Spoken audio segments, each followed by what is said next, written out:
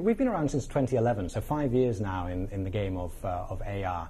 And we've been developing AR experiences for some of the most iconic brands on the planet. What we have been doing with them is making sure that they're able to deliver experiences for their clients that just enhance that overall engagement with the brands. So the time that consumers are spending with the brand through these augmented reality experiences have been incredibly valuable for these brands. It's a way to deepen that relationship, and of course those relationships being deepened lead to more interest, and they lead to more sales. That's very exciting. And you know, AR though has been around for 20 plus years. Why do you think at Blipar that this time around is different and the industry really is going to see exponential growth? It really feels like AR is on the verge of experiencing this explosion, this massive growth. I think there are a number of reasons. I mean, first of all, you've already mentioned some of the numbers. I mean, these numbers are very real, and we're in 2016, 4 years away. We predict that the overall size of the market will grow to $120 billion. And then, of course, you hear large companies like Apple talking about AR as the future. And then you look at what happened last summer with Pokemon Go. I mean, it took the landline 75 years to acquire 50 million users. It took Pokemon Go 17 days.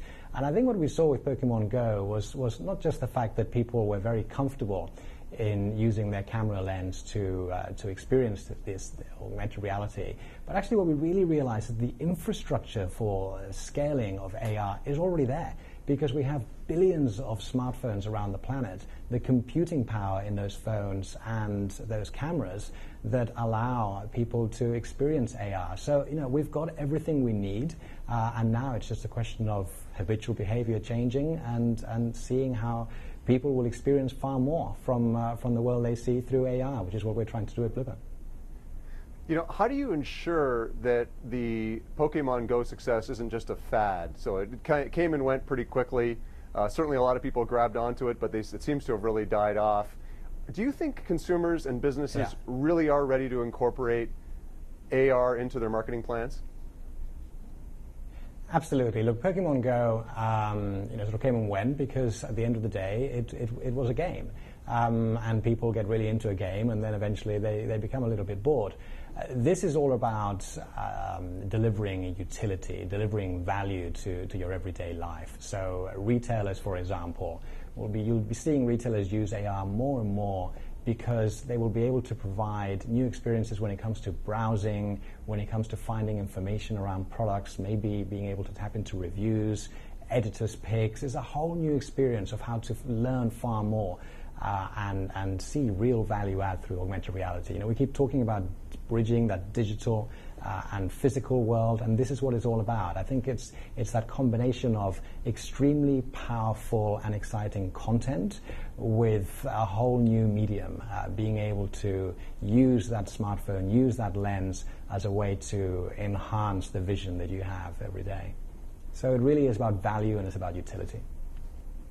It is certainly exciting times, and in light of the rapid developments, how do you actually price a product like this? The market's moving so quickly now. How do you set your pricing? Look, I think these are the sorts of questions that were being asked 20 years ago when search engines first started. So on the one hand, for us, we've been delivering AR experiences for some of the most iconic brands on the planet for the last 5 years. So that's kind of one side of the house. The second is that we're working on a visual discovery platform. So this is around unlocking content on everything that you see in life.